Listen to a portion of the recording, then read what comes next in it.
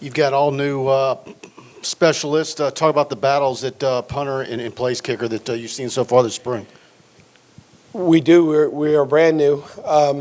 And to be honest with you, the competition is not whole until we get to the summertime when we add Jay Bramblett, when we add Nathan Divert, and we're going to add a young man by the name of Trey Finnison, who will join us as a preferred walk-on as a grad transfer from Northwestern. So I'm pleased thus far. I think Damian Ramos and Zeke Mata have done a good job. It's been a while since I coached a lefty, so that's been a little bit of an adjustment for me. But Nathan coming in is a lefty, so we're going to have to get used to that. We've really, only in the last couple of practices, got together as a complete field goal unit. So we were in the installation phase, but they're doing a good job. I'm encouraged. We started off today, I think 6 for 6 in period 1 to start the practice, which is something that's important to us. We want to, on days that we're kicking field goals in period 1, we want to make sure we start the practice off the right way for the rest of the team. We've been splitting reps. There's no starter. It's just evaluation right now and trying to put them into as many competitive situations as possible. Peyton Todd's got a cannon. Obviously, he was coming off of surgery as a true freshman. He had an ankle surgery before he arrived. So, his true freshman year, I don't think he was quite whole. Avery did a great job of stepping in and filling that role. He's immensely talented. We just got to keep working on the fundamentals and keep getting used to us, and he's doing that. And it's a schematic change for him, too, so that's a little different. But everybody's doing a good job. We've got to identify who the returners are going to be. We've got to get a second holder, whether it be a quarterback, a wideout, a skill player that can come in and be another holder. So there are a lot of evaluations going on. Spring football for us, Coach Kelly and I have always taken the approach that we want to have the punt team established by the end of spring football. We want to know who the punt team is, and we want that unit to have gone through roughly maybe 60% of the installation. Everything else is just trying to create competitives, trying to teach fundamentals, and just evaluate. So, on those days that we're out there starting up a drill and playing AC/DC or, trying to get the blood pumping a little bit, those are competitive scenarios. You mentioned Nathan Dibbert and Jay Bramblett. Obviously, they're not here yet, but just based on what you know about them and having been with Jay at Notre Dame, just what would you kind of describe about their games and what they'll be bringing once they get here? As it relates to Nathan, the words used to describe him during his camp performance here, he was committed before I arrived. We honored that. We were happy to. I've never worked him out in person. But Coach McMahon and I have a good relationship. We've been friends. He talked about how unflappable the kid was. He came in here in the camp and was really, really steady, not too high, not too low, and really blew away the competition in the camp. And then Cade described him that way to me as well, which when you have an older player describing that's pretty good. I'm really excited for Jay to arrive. Jay is in, I was texting with him the other night. He's in the best emotional, mental space he's been. He was a Tuscaloosa guy that went to South Bend, Indiana. Jay is a Southern guy in his core. I know that he really valued his time at Notre Dame. He's going to walk out of there with a diploma, but he is really excited to be in the SEC. He's really excited to be back down south. And I can hear it in his voice. He stopped in a couple weeks ago to say hello, came down to look for a place. And just his whole demeanor right now is really, really energetic and positive. And I'm excited. One of the things that people don't know about Jay, and one of the reasons I loved him so much in the evaluation process, he was the starting quarterback at his high school. He was the best pitcher on the baseball team. He's got very, very high-level athletic skills, great ball skills. He's a wonderful holder. I mean, you watch him catch snaps and the way he molds, he can throw the ball. We've run a couple fakes with him because he's a real athlete. So, I'm excited to welcome him into the family and begin to create some more competition there this summer. Just some general questions, kind of getting to know you and your approach as well as Brian's. On the kickoffs, do you like to park it out of the end zone? Just real simple stuff like that. How do you view special teams? Do you feel like you can maybe win some games? Oh, absolutely. I think if you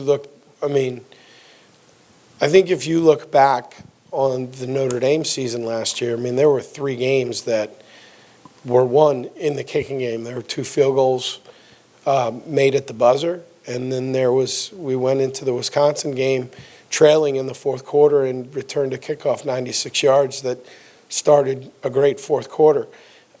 We absolutely believe, and in the SEC where there is parity, everybody's got good players, the kicking game is going to be the difference 2, 3, 4 times a year.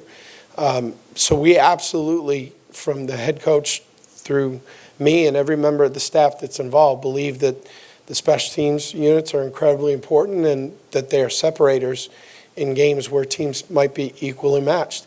Our approach is you will see our best players out there. You'll see them on our coverage units because we believe that you have to cover kicks to win games. You got to cover punts and you got to protect the punter. Think back to the Green Bay Packers. They get a punt blocked and they're out of the playoffs. You've got to be able to protect kickers. You got to be able to cover kicks to win games. And then we will, as it relates to personnel, there are spots where we will use our best players. And then there are roles for guys that will be 4-unit core special teams players that might be a backup on offense or defense, but will carve out a way to play winning football for us. And we view those players as starters. And really that's what we're doing right now is we're evaluating the roster, trying to figure out who those guys are going to be. Mike Jones has been fantastic. You can expect to see him on the punt team. He'll probably cover kickoffs. Greg Penn's been awesome. Fouché, Brooks have been fantastic. And then think about younger players. I'm really excited about what we've seen from Colby Fields. He's in the drill work and what we're asking him to do is terrific. I really like Josh Williams. There's a guy that's a backup tailback that will most likely be a core player for us. What can Jure give us as a big wide receiver? What can Gardner give us? What can, these young, what can Weeks give us, these new players into our program? That's what we're trying to evaluate right now. But we've been encouraged by a lot of the tape and a lot of what we're seeing on the field. Yeah, hey, Coach. Glenn West with LSU Country. I know also another part of your job is the recruiting side. Just what are your early thoughts on maybe what the 2023 class kind of holds for you guys? It's interesting. What the class will end up being is going to be dictated by the NCAA. Are we going to be back to 25 initials? Are we going to be at 32 like we were last year, which it feels like there might be a little bit of movement towards that? Or ultimately, will the NCAA say, listen, take as many initials as you need, just be at 85 on August the 1st? We're waiting for that direction from the NCAA because we're prepared in all 3 scenarios. It's unlikely if the number was back to 25 initials, there are going to be schools like us and a whole lot of others that are going to look at that and say, boy, can I get back to the full 85 if I'm only allowed 25 initials in the landscape of the portal and the transition that we went through? So, trying to set our board, identify our needs. I feel like we're in a really good place there. We have not had a cattle call on campus, which I'm okay with. We've had a lot of really upper echelon targeted players have been on our campus, and that's been a good thing. We've had a couple of junior days, which I think have gone really well. I'm not panicked by the fact that we have only a handful of commitments right now. I think things will speed up here over the next 4 to 6 weeks. We're set up for some summer visits, although we got to figure out how we're going to handle the heat. It's going to be a little bit different for us. But I feel like we're on pace. The evaluation process has been really thorough. The coaches have been fantastic. Coach Kelly's working his tail off. So I think we're where we're supposed to be, and I think we're working efficiently right now. Hey, Shea Dixon with 24/7. Now that you've gotten, almost halfway into spring ball, where do things stand with your evaluation or Coach Kelly's evaluation of where y'all might still need to address some spots with, the few spots you still have remaining that could be, used in the transfer portal? Sure, and I'm certainly not going to speak on Coach Kelly's behalf. From my evaluation, I think we're going to be open to a tight end if there's the right guy available at some point. I think we'd be open to an additional offensive lineman if we could find one. And I think we're always looking for defensive backs. We got to be smart about it. We only have a couple left in our pocket here. And we're not going to bring a player in that we don't feel like has the ability to impact us positively in some sort of role pretty quickly. That's an ongoing process. We're always collecting names. It's the nature of the portal. There's no set period. Guys come in and out, and I can promise you that when names go in and they show up on our radar, that daily we're making evaluations and trying to decide whether or not that guy can fit a role. But we got to be smart about it. We can't just do it to do it, because in the end, you're committing a scholarship, and if it's to a player that's got multiple years left, you got to be sure that that guy's going to be good enough to help you. Hey, Coach, Billy Embody with On3. With spring ball being a couple weeks in now, are there any positions that you guys feel like you might need to go heavier in the 2023 class, a little bit lighter maybe? How is it something that'll just continue on throughout the course of the entire offseason, really? Yeah, I think it goes on throughout the course of the whole offseason. I think the areas that we felt like we were going to take multiple guys, like we know we're going to take at least 4 offensive linemen. Like, that could change, but we're going. I mean, the areas that we know that we need to target, I don't think much has changed there. But obviously, it's always fluid. Academics, transfer portal, all those things could change the scenarios. But we had set a scholarship model, and we had set our priorities, pretty early, and I think they're holding pretty true right now. Obviously, it is what it is. You can't really change it, but based on you've worked so closely with the transfer portal here for the last few months, what kind of changes might be helpful, like maybe in parameters? And there's been discussion amongst that with coaches, maybe having some open periods at different times. How could it maybe be streamlined in some ways? Sure, and I want to make a point here. I'm speaking for myself and not LSU football or Brian Kelly. But if there were time, more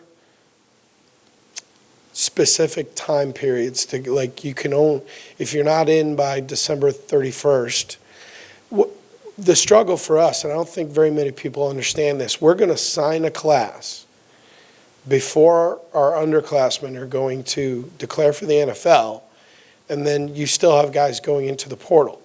So how do you truly address what your needs are until you pass those deadlines? So the December signing date's not changing. There was so much momentum to move the signing date up. But unfortunately, that NFL declaration date is after that signing date. So your needs could change after you've signed the class. If we could somehow shrink the window where guys can go into the portal, like, I don't think it's great when a young man comes back for the spring semester, you put him on scholarship, and 2 weeks later, he says, all right, I'm going in, but I'm going to finish the semester, and I'm going to do it on your dime. Like, I don't know if that's ideal. Again, that's just me personally. If we could kind of shrink down these windows, I have no issue with the fact that they get the one-time waiver and players are given the freedom to find a better situation for themselves. But there's got to be, I would hope, a little bit more guidance in terms of helping us manage our rosters and figure out what our needs are. Hey, Coach. Chris Langley with LSU Tiger TV. Earlier it was announced today that the LHSAA would allow student athletes to benefit from NIL deals. Is that something that could potentially, either be a benefit or a harm to recruiting? Maybe not for 2023, but for the 2024 class and beyond for at least Louisiana recruits? I don't know, to be honest with you. I don't want to dive into that because I'd only read that as we were walking onto the practice field. The ship has left the port, so we're going to have to figure out how to make it work. I'd be more concerned about, right now, high schools trying to put together NIL deals to recruit players to their places. I mean, I don't think that's what high school sports should be about, but we're living in a different time and things are shifting, and unless we can control these things, which in reality we cannot, we have to adjust and figure out, what's best. But as it relates to that issue specifically, we've not given it a ton of thought because it just popped up on our radar. It's just a recruiting question. I read this piece about that Bruce did, I think, with Coach Kelly about the dining hall. And Notre Dame is such a national brand and global brand, whatever. You recruited at a very high level. Have you noticed any, contextual differences now that you're in the SEC? Is it drastically different? Do you just have more resources available to you? How would you describe the differences? It's still relationship based no matter where you're at, whether it be Notre Dame, Stanford, Texas A&M, LSU, handful of places that I've been. It's still relationship driven. There is, I think, in some cases, a more emotional connection with the geography when we recruit here, that there are players that know immediately, I want to play in the SEC. Or a young man like Will Campbell, who, I want to be an LSU Tiger. There are advantages and disadvantages at every single job. There is no perfect job. And you just have to figure out what they are, accentuate what your advantages are, and try to make up for the places that you feel like you might be at a disadvantage, and constantly try and close those gaps. We can recruit a smaller footprint here, which I think is a good thing. I think it's going to make us more effective as a staff. When you have to fly, I'll give you an example. I think our last roster at Notre Dame was comprised of 31 or 32 different states. So to fly from Jersey to Hawaii to build a roster, that's difficult, and it makes it hard to establish rapport in areas with high school coaches because you're in and out. I think we're in a situation here where we can build a stronger base because it's available to us. And there are things, look, facilities matter, and to ignore that, I think would be silly. And to walk in and be able to show a prospect that dining facility is incredible.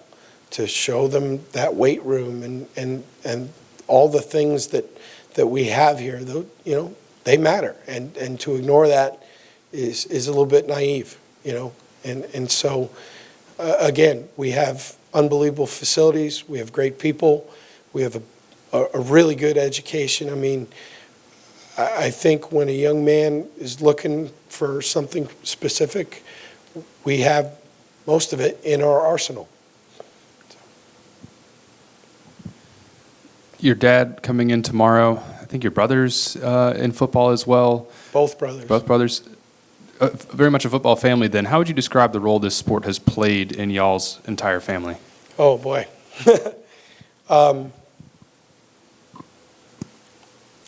It is woven into the fabric of our existence. My mom and my sisters, the oldest, Lynn, who's an unbelievable teacher in Charlotte, North Carolina. But she grew up going to games. She was in 4 high schools in 4 years. And I mean, it was really interesting when the Colts won the Super Bowl. My dad not only got a pendant for my mom, which was the top of the ring, got one for my sister as well, as an acknowledgement of, hey, I know you don't work in the business, but you've sacrificed personally so that our family could be on this journey. And for him to recognize that, and for my brothers and I to not only be close because of our, our relationship as siblings and our relationship with our parents, but to be able to lean on each other professionally, to seek advice, to, hey, what did you think of this? What'd you do here? My older brother, Chris, is the director of pro personnel for the Washington Commanders. My younger brother, Dennis, is the senior associate AD for football at Baylor with Coach Aranda. So it's woven into the fabric of everything that we do, right, wrong, or indifferent, to the point where when my wife, Laura, when we got engaged, my mother took her out for lunch and said, hey, listen, we need to talk about what this life is going to be like. Because my mom married a history teacher, and my dad was teaching history in the Bronx and found his way into football, college coach, small college coaching, and then into personnel. And that journey ended up in Canton, Ohio, which is incredible, but it was a journey.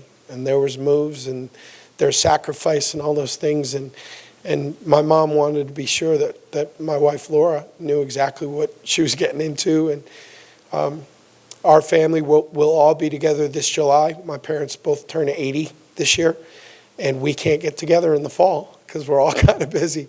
So we're going to Buffalo this July. We got a house, and we're all going to get together and enjoy each other's company. And let's see if maybe Baylor and LSU can't find each other in a bowl game and talk wild to each other for a while. So, no, it's been great. I appreciate that question, too.